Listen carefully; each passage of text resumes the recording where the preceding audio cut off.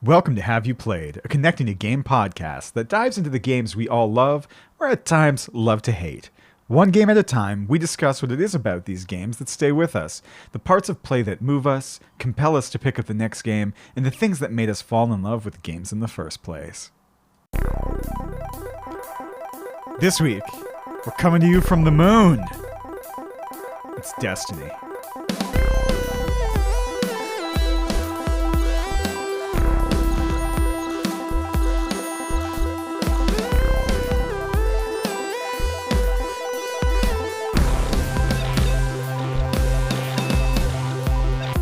Andrei, have you played Destiny 1?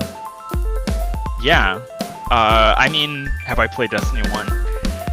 It kind of dominated my life for a solid year when it came out back in 2014. How about you? Have you played Destiny 1? Goddamn right I have. Yes, I did play Destiny 1. Although I came to the game a bit late. I didn't play it on launch. I think it's going to be really interesting for us to talk about our different avenues of engaging with this what is now perhaps a classic game. It's certainly in the pantheon of notoriety as far as games go, and I'm really excited to talk about what this game meant to us, because even though it's not super old, it's 8 years old, came out in 2014, it has a legacy. And it has made quite an impact on folks, and it's still going strong in its new form, Destiny 2. So maybe we start at the beginning, and you're much closer to the beginning than I am. How'd you get into Destiny? What was this game for you? Yeah, so maybe a bit of context also for listeners about sort of how Destiny showed up in the general stratosphere. So, I mean, at the time when the first trailer came out, which I think was mid-2012, was their sort of cinematic showing you the Traveler for the first time and sort of the vibe. It really didn't look like what it looks like now. It didn't look like a space magic thing. It just seemed like another space epic that was going to be massive in scale. And it was coming to PlayStation. And I owned a PlayStation. I didn't own an Xbox at the time. And this was made by the people who had just finished making, I think at that time, Halo 4.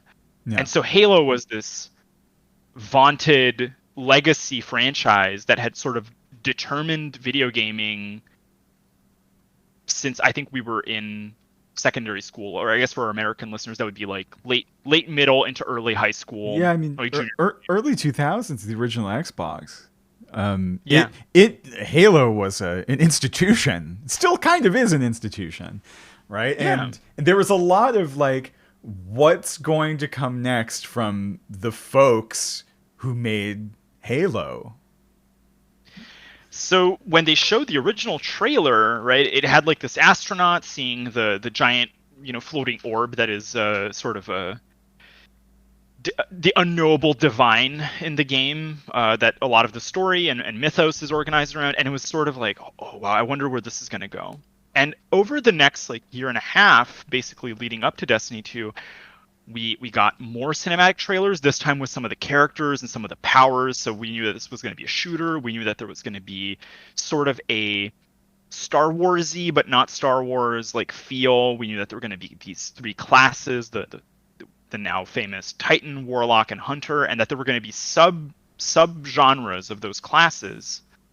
And so this was triggering everyone's nostalgia for more Halo and the really high quality gunplay of that series, but with added elements from games that at that time were starting to show their age a little bit. So WoW was, I think, entering its fourth or fifth expansion at that time, and people were looking for something different. Diablo 3, which we'll be talking about in a couple weeks, was also sort of in that ecosystem. And so there was there was some stuff around it, but it really seemed to be this sort of foray into a genre that got everything that was good from those loot fantasy games and also Halo's spacefaring aesthetic and sort of world building. And this was also, importantly, around the time of Mass Effect 2. So individualized character modeling in space was like a thing that everyone was No, into, that's because true. you finished Mass Effect, and then you were like, well, what if I could just play something kind of like Mass Effect forever? Yeah, it's an interesting idea, Um, especially when gameplay wasn't out yet. Of like, there's a lot of potential in the imagery of the game of what this could be, which we'll get into this a bit later when I talk about how I got into it. But all of this completely irrelevant to me. I saw basically none of this. yeah. So this was like everyone I knew was only talking about Destiny for like a year before it came out. It was unreal, and it sparked these massive debates even among fans, and it kind of dovetailed with like the old console wars idea, because we knew that PlayStation was going to get exclusive content for a year after the game's release. So there was like a dungeon that you could only do if you were in the PlayStation 1. There was a specific gun that was only accessible to PlayStation. So this really felt kind of like a game that was catered towards PlayStation owners and people who might be listening to this who are playing Destiny 2 now. Now it's on PlayStation 5 and Xbox and PC. At the time, it was only a console game, so there wasn't a PC version early on in the game's lifespan. Now, when the game launched, it was a completely different experience, and that's I think first part is kind of the nostalgia hype cycle, and you know for folks who will not know me, I am very much prey to the hype cycle of games. Sometimes Mark has to sort of help me walk it back a little bit It's so true. that I don't It's true. But end up we all need spending. a friend. Yeah. So do you wanna talk about where in the game's life cycle you came to it? Yeah, I came into the game a year later at its first expansion, and I won't get into too much of that detail yet, but I will just say, like, I was not a console gamer in any capacity really between like 2005 to 2015. I was very much playing PC games. I was a hardcore WoW raider for a very long time. Um, and so Destiny, when all the trailers were happening, when all the hype was happening, I definitely saw those trailers, but they just blew right by me. I didn't really care about Halo. My experience with Halo and all the baggage that this game had, for better or worse for the folks who were watching this trailer, for me, I most associated it with a young child screaming in his bedroom while playing Halo at like a family dinner I was at, and I was like, this is just not for me. And I kind of assumed that this was going to be more of that. Like, that's what that game is about, and that's who that game is for. And really, this whole Space Marine thing, it's really not my vibe. And I will fully admit now that I didn't give those trailers the credit they deserve, because I went back and watched them before watching this podcast, or before we did this podcast, and they're pretty cool. But Yeah. no, I wasn't there. I was, as you're talking about, I was messing around with World of Warcraft's latest expansion in 2015 when the first expansion for Destiny 1 dropped. Again, completely off my radar, except I was living in Japan at the time, and I bought a PlayStation over there because that's the console you buy. For those who don't know, the Xbox section in Japanese electronics stores, very small. And so it's actually really interesting to think about how I probably got really lucky into like falling into this game because of that like PlayStation exclusivity. It marketed fairly well to Japanese players, because most Japanese folks have a PlayStation if they're playing games. And how did I get into this? A couple days after the Taken King. That was what the expansion was called at the time. Yeah. Yeah, I'm pretty Yeah, sure it's a that Taken King. is. That was the first expansion. It's the one I played. A couple days after it released, one of my students that I was teaching in Japan came up to me and he asked me, "Mark, do you know Destiny? It's very good." And I was like, "I do know Destiny, like in theory." And he started talking about how you could raid in it, and I'm like a former WoW raider, and I was like, really? And it was appealing. It was an appealing prospect, and I didn't have much time to play, but I picked it up, and I kind of fell in love with it right away at that time. But I think here we're starting in the middle, Yeah. and maybe let's go back a bit to, I don't know, the original the original moment the hype subsided for you after seeing those incredible trailers and being like, wow, this is going to be amazing. What So happened when you got into the game? so I distinctly remember that this was one of those, you had to go to any local store you could find to get a physical copy of it as fast as possible. I remember, so we're in Quebec, so I was living in the suburbs of Montreal at the time, and I wasn't driving yet, so I had to uh, get my dad to drive me to a local video store that was skirting local laws around like having midnight openings, because they closed at midnight. So what they did is they just sold you the game at like midnight 5. And they were like, well, we just didn't close up the registers. And that was the only way here where you could get it at midnight, so that you would install it and you'd be like good to go in the morning. And like all MMOs, accessing this was, I mean, it was physically difficult to get the game, but turning it on was already a problem. Like there were Oh so yeah, many okay. people trying to get in on the games, and this was a console game, but it was running online, and so that caused a lot of problems. And then you start the campaign, and for folks who've played Destiny, the campaign is not functionally like that different from how campaigns are run now.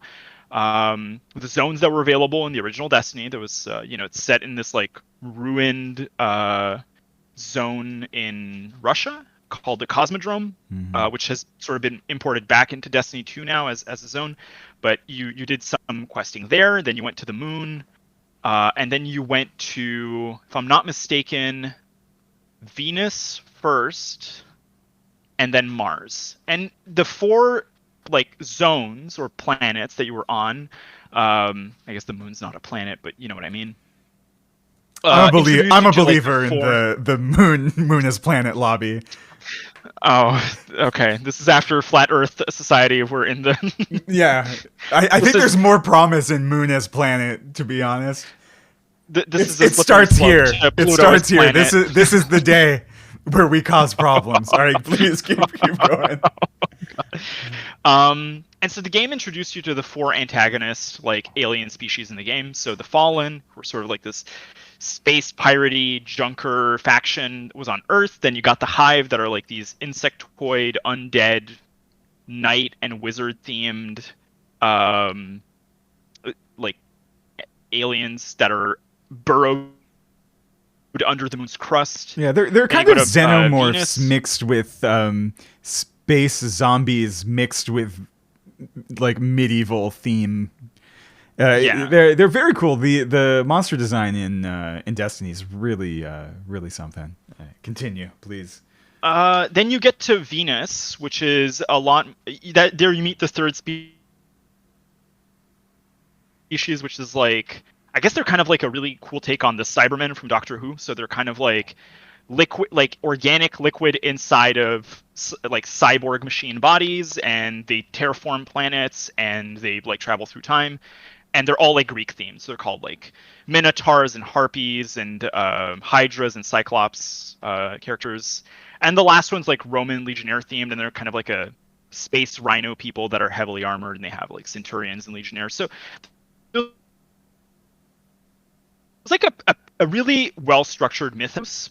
And I think where the initial launch of Destiny faltered was the campaign missions were good, and the strikes that are kind of like these 3-player dungeons that you go into were also pretty good. The problem was there wasn't a lot of them. I Right. think the Cosmodrome had something like 6 or 7 missions. The Moon had like 4 on launch, and then I was pretty happy because Venus were, or the Vex are the machine people. had, I think, a pretty substantial amount of missions, and it had like a lot of mystique around it, and it was kind of like tech libraries. And then Mars was pretty short, and it set up the first raid because you got there and like the Cabal, who are like the Rhino people, were fighting the Vex, and so the mythos was really good, and the campaign was decent. There really just wasn't a lot of game on launch. Right. And for people who've read, or actually I should recommend this, Jason Schreier's Blood, Sweat, and Pixels, he talks a lot about what happened with original Destiny. So like there was a lot of like rewrites midway through because of contractual obligations and contractual funders who kind of stepped in to redictate what the game was going to be. And the original launch of Destiny was actually supposed to include way past Taken King in its original release. And the midway rewrites kind of messed everything up for them. And so I think it's not only that, if I could jump in. Recently, there was, I believe, an interview with one of the original developers where a lot of the scope of the game was much larger. It was going to be more MMO-like, and then it kind of became these little play fields, and there weren't many of those either, right? Yeah. It still had like the open world, so you could go to the Cosmodrome and you could like mess around, and there were public events, and there was stuff to do outside of the campaign missions and the strikes. But it was, I think, kind of the skeleton for what Destiny is like now, and a lot of people, myself included, felt like the original delivery of the game fell short of what was advertised and the hype, at least from story, the world building and everything. And we should note also that this game was like really it was like aiming high, because your main companion in the game, the ghost who's with you, was actually voiced by Peter Dinklage, who at the time I think was coming off of the first season of Game of Thrones. It was first, and so I think he was a few seasons in by 2014. I think so. But he's riding high on the Dinklage wave at that moment. Like, it's a big get, right? Yeah. And so the hype was so high. It was like, oh, I love Game of Thrones, and Peter Dinklage is in this game, and it's made by the Halo people, and it's like space fantasy with like guns. Oh, so good. And then you get in, and it was kind of a very good Call of Duty. I would almost say that it's kind of a bit unfair, because I think a lot of the systems that would grow to become much more like realized over time were already present. It's just that they were lacking meat. Like every item type was just a bit lacking. And especially for you, who came in at Taken King, you actually came in when the classes were fully realized. So when the game launched, there are three I always classes. forget So this. Titans, Warlocks, and Hunters. Yes. Not every class had access to every element. So there's Solar, Arc, and Void. Mm-hmm. And so Titans only had an Arc and a Void option. So there were Strikers and Sentinels. Warlocks had Solar and Void. So they were, Sunsingers, and what's the Void Warlock one? I can never remember. We'll leave it. And then, because I played a Hunter. this will come back. I don't play Warlocks a lot, so this is on brand. Had only Arc Striders and Gunslingers. Right. And so even there were only 6 classes to Destiny's now 12. At the Destiny 2's 12, about to grow to 15 actually. And the customization was present, but there was not like a lot of different play styles. Like if you played a Hunter, you played it one of two ways, and you had some variation around what you played, and the exotic options were also pretty limited early on. Right. And so a lot of this stuff, it just needed more. I think it just needed more time to cook, but they had to ship the game to not get destroyed by like contractual obligations and them like having to pay back funders or not get bonuses. Did you stick around that whole first year? Yeah, I did. So Destiny is weird for me because I at times have stopped playing, but I have been, I think, overall playing it since it came out in 2014. Yeah. Sporadically. but I coped because I was completely alone. So I didn't have a group. I was on PS4. I didn't have a headset. I was still 2014. I was 16, 17 years old. Okay. So I'm pretty sure I was playing it on dial-up, actually. Hmm. Um, That's not ideal. no, really not. Actually, for people listening to this who are trying to remember what dial-up is like, when I was playing Destiny, people couldn't call the phone at my home because people didn't have cell phones, and also everyone who called you called through a landline, and so I had to like schedule my Destiny playtime around like my family's regular schedule, and I coped by not really being able to do the raid, the first historic raid, Vault of Glass, which is to this date the only Destiny raid I've never done, Oh, which is interesting. kind of really strange. And I played PvP, so I PvP'd a lot, and the PvP, at times felt better or worse depending on what was strong and what was not. But it was really good, and I was at a phase where I just kind of wanted to play like a solid PvP shooter with special abilities, Hmm. and the game was that. And I remember it was incredibly brutal when I started because I was really not good, and then over time I got a lot better, and it felt rewarding, and I that kind of kept me going for a really long period of time Hmm. with the game. And then the sort of upcoming hype of, well, Taken King's on the horizon now, and we know that there's like a new zone and a new campaign, and swords are coming to the game, which was when they were introduced. And also, everyone's getting a third class, and the hunter third class was the Night Stalker, which was sort of the magic bow class. Yeah. Which, if you That's listen, what if I you want me played. to keep playing your game, add a bow in, and I'll wait for years. Yeah, that's what I gravitated to immediately. Was Yeah. shooting that void bow. Was was when I was told about this game from my student, and I gave it a look see, and I saw that in the trailer. I was like, yeah, I can give this a shot. This looks fine. So And what yeah, go ahead. what got you to stick around? To What keep was the playing the thing when you game. got it? Yeah. So when you came in, like, because you mentioned you were fairly hesitant on like the initial premise of this. What was the thing where you were Well, like, I oh yeah, I wasn't really hesitant on the game. It wasn't on. I didn't care. I didn't care at all. Like there was no. I had zero investment level either way. It wasn't like it wasn't for me, and so I saw it and it passed by. As soon as I played this game, I was like, oh, this is really good. Because it had that Blizzard level of polish on this shooter. It's not made by Blizzard, it's made by Bungie.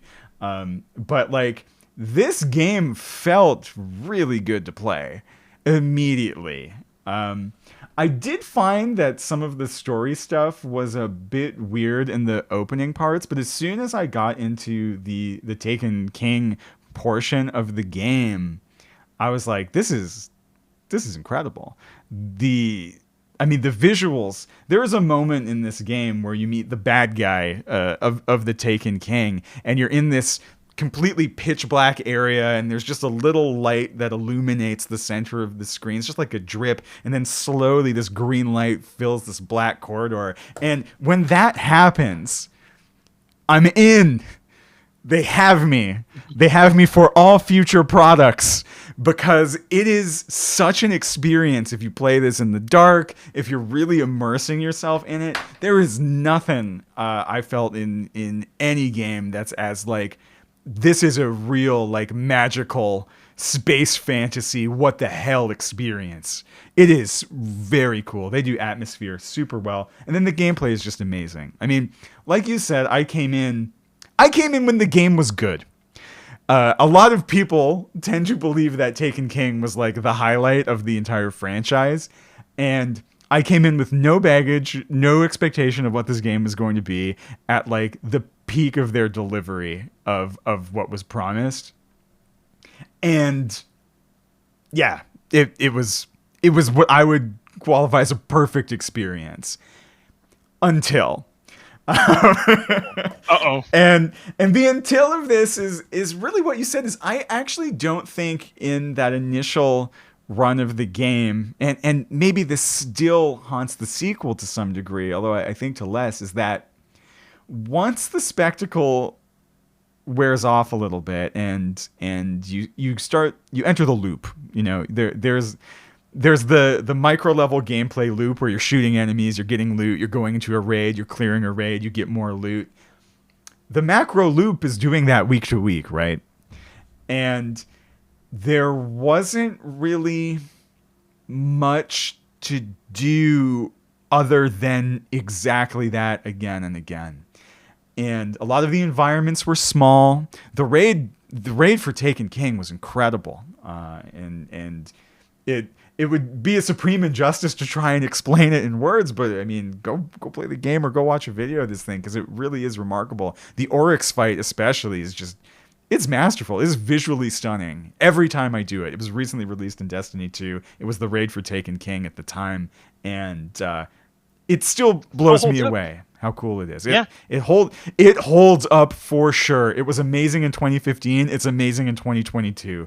It is just an extremely fun thing to play through, and just a spectacle of raid design in any game. It sets a bar of what we can do. But I still don't want to do that 16 times. I still don't want to do that 50 times.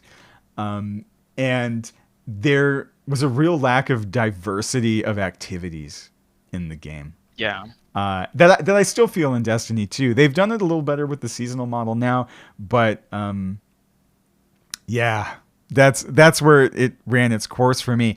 But I keep coming back, much like you. This is a game, it's kind of like I'm a skipping stone on the pond, and Destiny's the pond, where I always hit the surface of that pond every once in a while.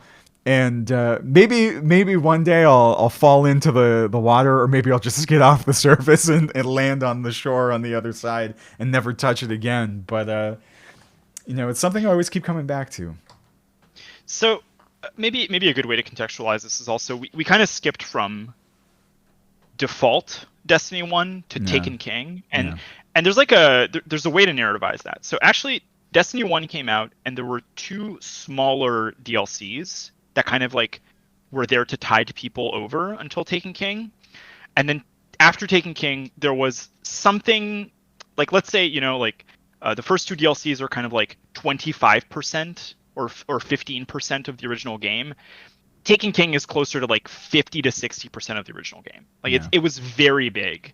And then the third one is around 30 or 40, right? And so the first DLC, Dark Below, was sort of, you were fighting a hive knight, so one of those undead space xenomorph guys, who is the son of the Taken King, and so it sets up the narrative plot. And then there's House of Wolves, which was sort of like a gladiatorial prison break style thing in a junkyard.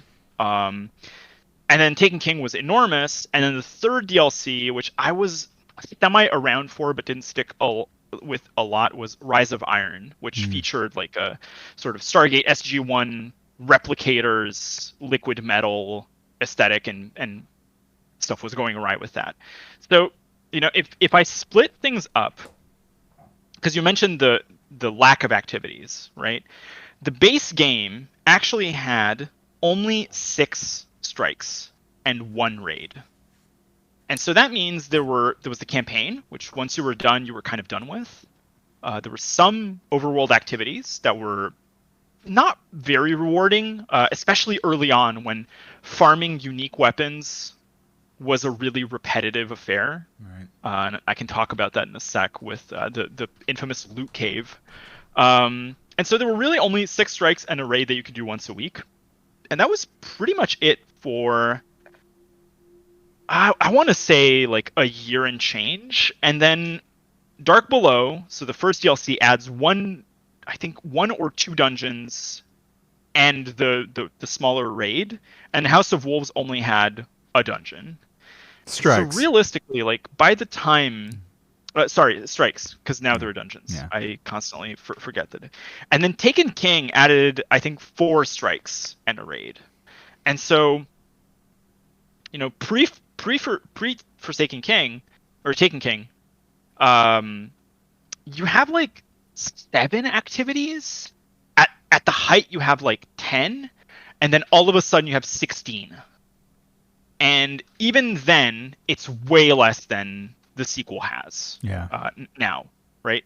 So yeah, of course you're gonna get tired if you're only if that's all you have to do and you know them by heart and you're doing them for a year and change. And I think that's where like people who are playing PvP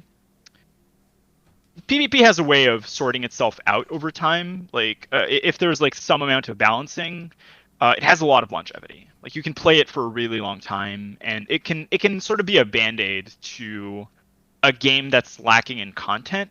Mhm. Um, and yeah, that's my general feel. But I agree with you that at a certain point with a lot of MMO style games, and I would still qualify Destiny as like a small form MMO, you hit burnout.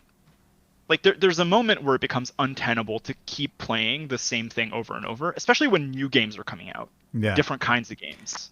And just for anyone listening, who may need to hear this, that's okay. Like you can stop and then come back again, and that really is okay. I feel like I needed to hear that. Maybe you need to hear that today. I was mainly talking to myself. Um, so I talked a little bit about that really core moment that keeps me coming back, because we've been a bit critical of the game, but like we love this, and part of the reason it's the first one that we chose is because we, as a franchise, we really do love Destiny in spite of the flaws we've just talked about. And for me, I'll always remember, going to see Oryx the first time in that dark hallway, and I'll always remember the first time he shows up in that raid. I still think if I'm out walking around on the street once in a while, I'll be like, man, it was really cool when Oryx pops up in front of that spaceship, and it is a real thing that keeps me coming back. For you, what's one of your like core memories of the game, that really like effective moment that kind of locked you in? So I was thinking about this, and there are like a couple. So I think the way that it's worked for me is I've had a moment that's kept me going with the game up until I either stop or until I have another moment like that over time. Okay. And the sequel definitely has one, which if we ever do a sequel episode, I can talk to you about very specifically, because it's the one that I think has like anchored me to the series. But in Mhm. Destiny 1, especially before Taken King, because I had the Oryx thing too. Like that was a whoa, like we're in now. I think Vanilla had like two very different kinds of one, I want to stick with the game, and two, I love the PvP in this game. Yeah. So I think, like a lot of PvP games, this one's not like that hard to predict for people. It was, the first time that I had a game where I went like 25-0, and it just felt like I was dialed into the matrix of the game. Like Right. I understood how movement worked. I understood my character. I had the exact perfect loadout. I had like the exotic weapon that I most liked to play at the time, which was Icebreaker, a sniper rifle that just kept reloading its own ammo infinitely. And if you were crouched, you became immediately invisible. And so I was, you know, probably the object of many people's ire for how I played the game at that point in time. Yeah. So that's one, and that was like a feeling that, when you get that kind of high in PvP, it's something you chase. So that kept PvP going for me for a really long time until it got like the structure that would kind of become a bit more core to it over time. Yeah. I think for the PvE, it was the last mission of the campaign, of the original campaign, which you go to Mars to find what's happening with the Vex, who are like the machine collective, and you end up in a place called the Black Garden, which is this giant sort of terraformed monolithic stone and like overgrown with vegetation labyrinth, and it has all these like dormant machines around it, and it looked a bit like a different, like a lot more green and blue and gray toned scene version of the scene in Hellboy 2 where you get to see like the army that's dormant for the first time, and I was like, Right. oh yeah, like there's a grandeur to this that is unlike anything I've played in another shooter game, and it only is matched by like my childhood memories of playing like Baldur's Gate 2 or Diablo 2 for the first time, where I was like, this is awesome. And Mm-hmm. if they keep giving me this, I will never leave Destiny. Now, did they keep giving me this? TBD. uh, Ups and downs, but I think when the story is at its height, in those moments, like the moments of like, wow, this is a cool villain or a Yeah. cool aesthetic, they hit those moments every so often, and they're really generative. And so I think I got like those two, I think within like the PvP and the PvE moment within like a week and a half of each other, and so I was like good to stick around Right. for a time. Yeah. So I guess that would be like my core moment, and Yeah, then just chasing that. I talked about mine, but there's one more I want to talk about because I think the context of my playing this game is a bit different.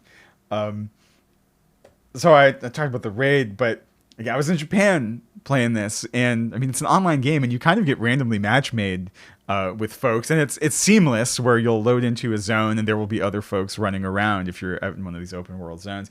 And there was an event called the Court of Oryx, where effectively you're just killing monsters again in a cycle and producing a higher level difficulty up to like this peak difficulty where you defeat this mini boss type thing and you get some loot for it, right? That's an apt description of what the Court of Oryx was, I think. Why this was so special for me is that I really had no idea what was going on, right? Like I didn't do a ton of research on the game.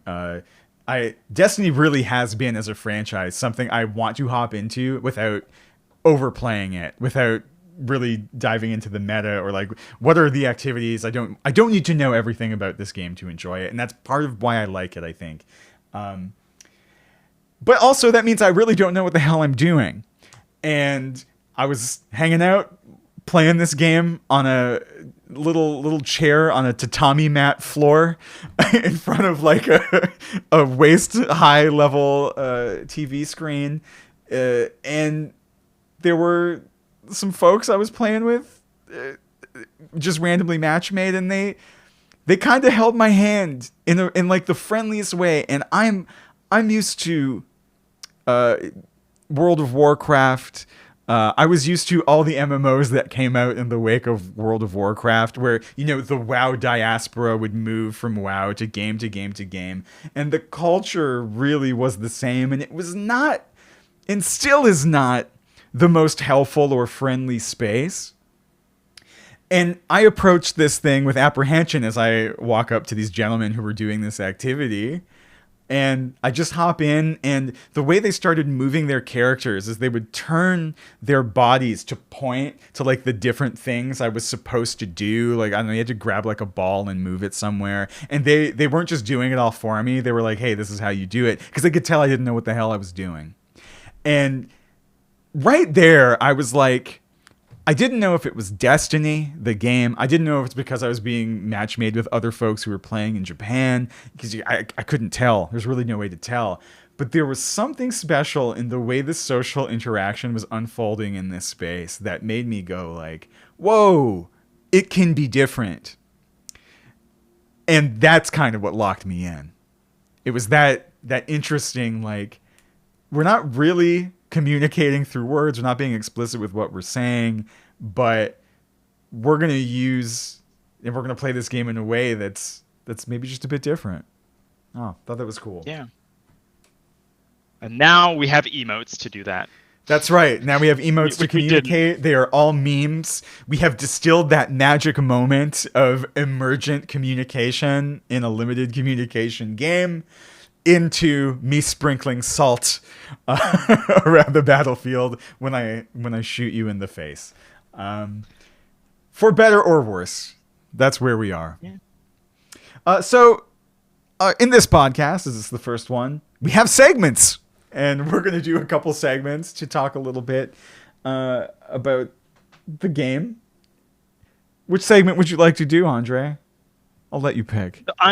I'm humbly going to start with one of the segments I suggested, and for context, so I'll probably explain this in some like weeks in the future.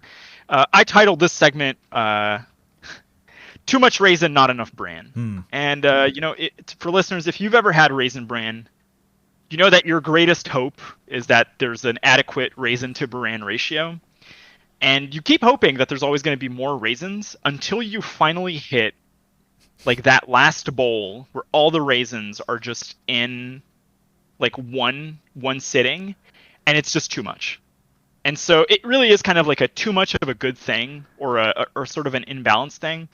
And I think Destiny is a pretty good candidate for that on a bunch of topics. All right. So, what is the tasty raisin here of Destiny 1 in your mind? So I think the tasty raisin of Destiny 1, which is the case for a lot of loot games, is loot. It's getting new cool items to work with, and getting like item drops, right? That's the thing, that when you play something like Diablo or Path of Exile or World of Warcraft, you want to get an item that you've been seeking for a really long time. And there's nothing more satisfying than when that item comes from like a really difficult activity, right? Is it like an exotic weapon from a raid? Is it something that only drops to PvP? And with respect to Destiny, I think this was exotics, right? Okay. So for people who've never played this, your character has 3 weapons. Primary, at the time, it was primary, secondary, and power, which was like your heavy. I think it was heavy or power. I can't remember now. And then you have your armor pieces. So your head, your chest, your arms, your legs, and your class item. And you could have 1 exotic armor piece and 1 exotic weapon. And the weapons are, anyone can use them, and the armor pieces are class exclusive. So you could modulate how unique your build was based on which weapon you were using, the armor piece that you selected to interact with your build, and then you had like your own build that you were running at the time. And this was like way before how diversified and complex it is now. Like it was a bit simpler. And I think the grind was just too much for a lot of players, myself included. So this led to one of the really early meme scenarios of Destiny, which was the loot cave, which is like the grind was so difficult to get these exotic items. And people figured out that there was like this very specific cave that just spawned infinite enemies in the Cosmodrome zone. And so people would just sit communally in front of that cave and just fire machine guns into it for hours on end in the hope that one of the exotic items they wanted would drop. And so my original problem with the game, and one that has sometimes persisted depending on what I need to find in the game, is there was a lot of loot and a lot of it was pretty useless, and it felt like I had to wade through a marsh of blue and purple items that I did not care about to get that one nugget that was going to make like my next experiment. I'm with you here, and I can't even remember if the engrams that drop the thing that your loot comes in were always purple, but no, they really are they really are raisin themed. I still find this to be the case in Destiny, where I feel like I get so much garbage that yeah, I'm drowning in raisins. Well, now there are some like forgiveness mechanisms, so you can go to like a kiosk in the tower and it will give you a thing that you want, right? You can like just buy it if you have the currency. There's a vendor that rotates every week, Zur. He has like an engram that you can buy, which will give you one of the original exotics, and it's weighted to always give you something you don't have until that pool is complete. Right. And some are parceled out in different places. So there's like now you can target it. In original Destiny, there was no way. Like, if there was a thing you needed, it was just randomized rolling for hours. And the engrams at the time dropped a lot more concentrated in, I think there were green items, which now are like defunct, really. And so there was green, blue, purple, and yellow, which was the exotic rarity. And so it felt like it was so much garbage. And the other problem was if you dropped enough of them, you'd have to like walk over them, pick them up to destroy them until you would like vacuum up enough of them to get like the good one that dropped, because it would just be buried under all the crap you didn't need. Right. You know, So much tedium.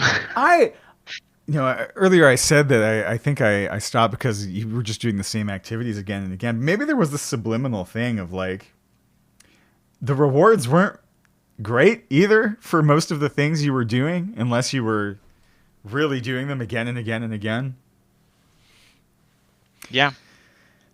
And also I think it's important to know where we come from when we say that, which is like I was really into the old WoW gearing system of like you were chasing items and you knew where they came from, and if you did a raid you would probably get one or two things that you needed a week, or in my case for raiding I'm a player who's excited to see my friends, my co-raiders get what they are looking for as well. It doesn't even need to be me. In Destiny, it's a bit more of a solitary kind of experience, or at least for us it was. I think we both were mainly playing alone or with haphazard groups of fine Japanese folks who were helping us through content, in my case.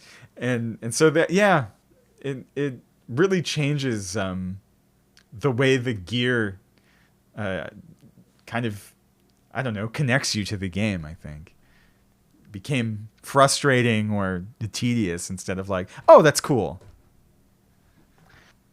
Yeah, I wish it wasn't like I wasn't so down on it, because I mean, so you came from WoW. I wasn't playing WoW yet, so this is one of the really funny things, which is I started playing WoW after I started playing Destiny, which is that's a whole different can of worms.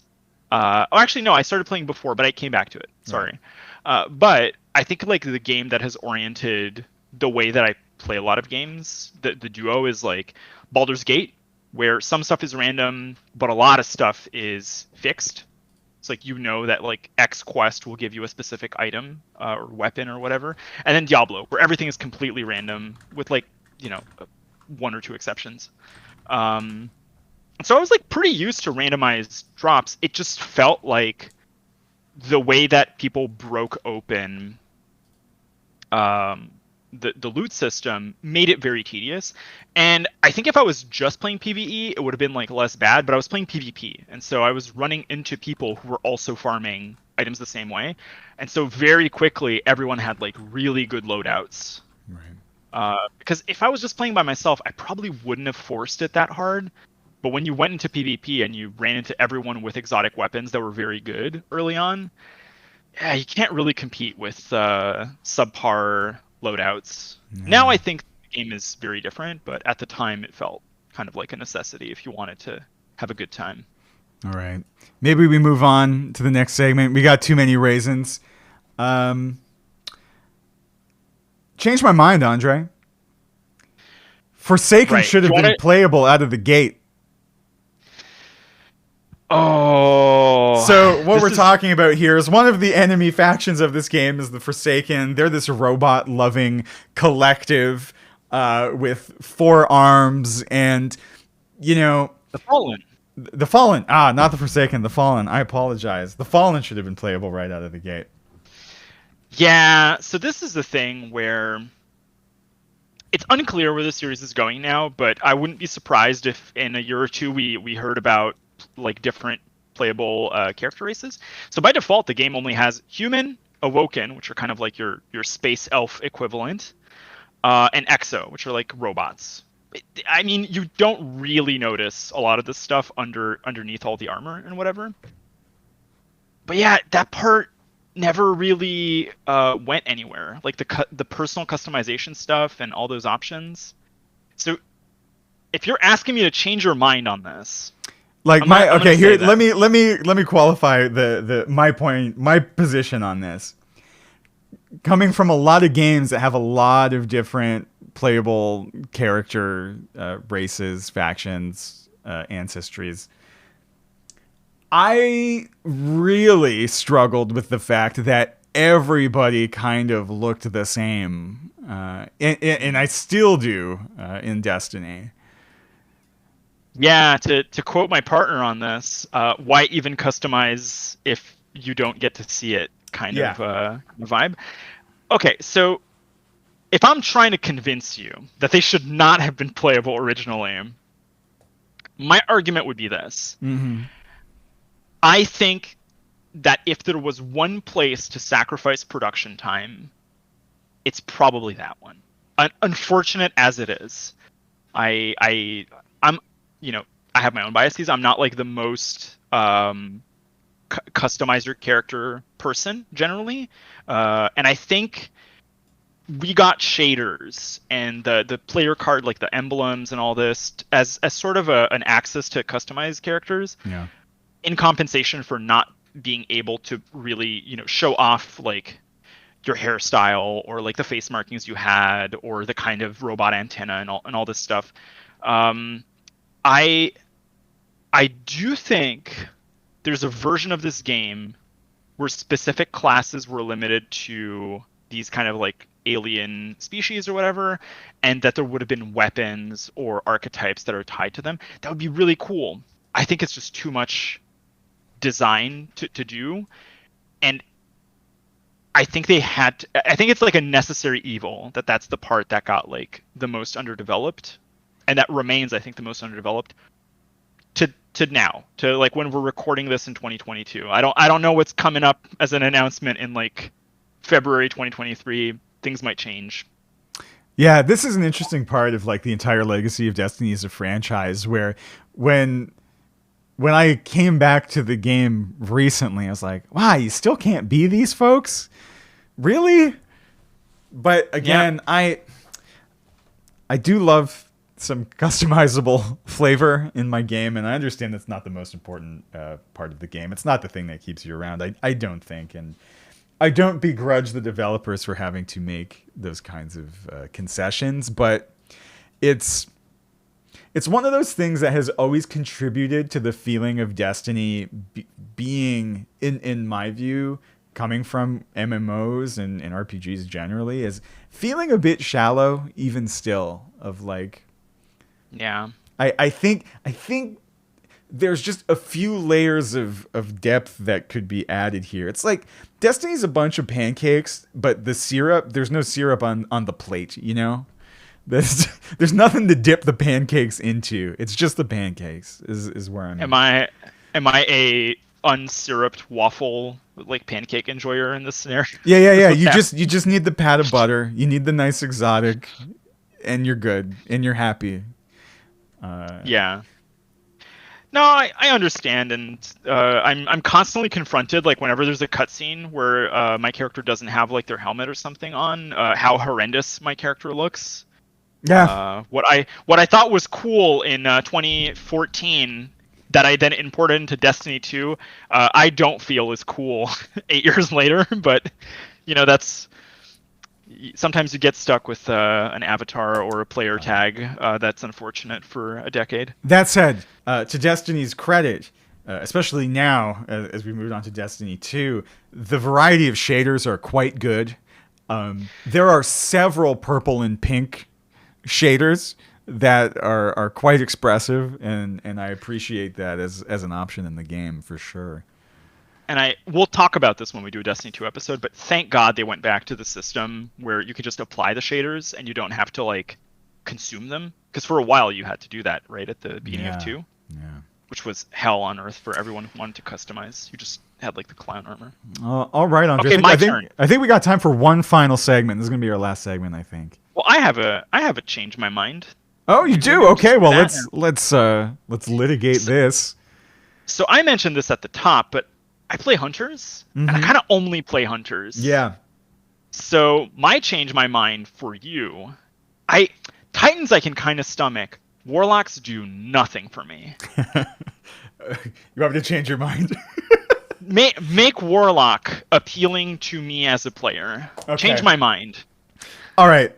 I'm going to endure this exercise, and I want everyone to know that in Destiny 1, I also played a hunter. I now presently play a warlock, but I mainly do it because they have a raid-specific ability that you really want to have in your raids, and so I always want to make sure that the raids I'm in have that. And so my real argument for playing a warlock is, well, it has something that you need and it's convenient to have it rather than not. Now, the lore, or I guess the flavor warlock argument would be this. You get to shoot a big ball of jelly out of your hand every 10 minutes and it goes blah. And that's all I have, because I think that class needs some help. Okay, I'll take it under advisement. The jump just doesn't work for me. They have like a little float jump. Yeah, if any of our listeners aren't familiar with Destiny, you have different jumps, right? And you get to customize them slightly, but you know, Titans kind of do this glide. Hunters have like multi-jump, so you can double jump, triple jump. And Warlocks have this really floaty, it's not even like you're flying. It's like you wish you could fly, is how I would describe the jump. This is what I think the thing with Warlock is that the power fantasy of the Warlock never actually makes you feel like this really sick wizard, because Titans and Hunters also feel like these really fucking cool wizards, because they also have incredible magic powers, and the Warlock deal just never really lines up for me in a way that makes them feel special or powerful in a way that is truly unique to them, that the other two classes don't have. And maybe some of the best ways that works with, like, they have a build where you can put on this exotic that gives you like floaty wings when you're floating in the air, and you can aim down your weapon and it keeps you in the air, and like, oh, this is really cool, but it's terrible. You're just constantly exposed, and in practice it doesn't really work. And that's what I've found with most of the flavor stuff with Warlock. And so you just kind of end up always doing the safest thing, which is maybe not the most class fantasy, like, exciting thing to do. It's not... I've been playing Warlock since Destiny 2 came out, right? In Destiny 1 I played Hunter, and then I switched to Warlock. And I've never loved it. And I just keep playing it because I think I like the utility that it has. You're not selling me on this. So my okay. No, the change my mind is not for you. Bungie, everything I've just said is so that I could change your mind about the current state of Warlocks, because I think they need a little bit of flavor love. I really do. Even when I'm shooting the Kamehameha laser that they have in their arc spec, like, you get this really big beam.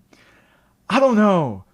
I think it's got to feel a bit better. It doesn't bring the magic. Okay. I've changed my own mind. Warlock is terrible. Time to go roll a different class after this podcast. I can't. I need the raid utility. My raid utility is just damage. Yeah, your raid utility is that you leave a slot open in the raid for me. All right. Oh. All right. I guess that's it for us for this episode. No. We have one more segment. No. Let's do one more segment. We said we were going to do one more. Oh, we have another segment. Yeah, I thought this was the one. No. Let's do another one. I think we're going to end with a little bit of fun here. In reference to Destiny 1 alone, which Game of Thrones character is this game? Oh, this is difficult. So we're talking about. I mean, P-Dink is in the game, so we always have out of Tyrion contention as a fall. Okay, he's not out of contention. I think I know what this is, and I have the. So it's one character. Yeah. That we're allowed, correct? Yes, we can pick one. Although you can debate it. There's no hard rules here. So here's my pitch for people who are have watched Thrones but have not played Destiny. Destiny 1 original release is Dario Naharis in season 3. Like the actor that they had to recast. Yes, the guy that went on to do the Transporter series. Yeah, and then second Dario Naharis is like Taken King Destiny, where you're like, okay, now I'm in. It's Daniel Huisman. Like we're rolling. That's my like kind of cocky, kind of thinks that he's the best character in the show, kind of inconsequential, and then becomes kind of okay, and you're like, okay, this person's here in my life now, and I get to like hang out with him sometimes when he's on the TV. Yes. Yeah, I'll do credit to the first actor. That's Ed Skrein. Ed Skrein. Just so we don't, the other Dario Naharis, as much as in my mind he is the other Dario Naharis. Destiny 1 is the other Dario Naharis. And yeah, I was really struggling to come up with an answer, and you kind of nailed it right there.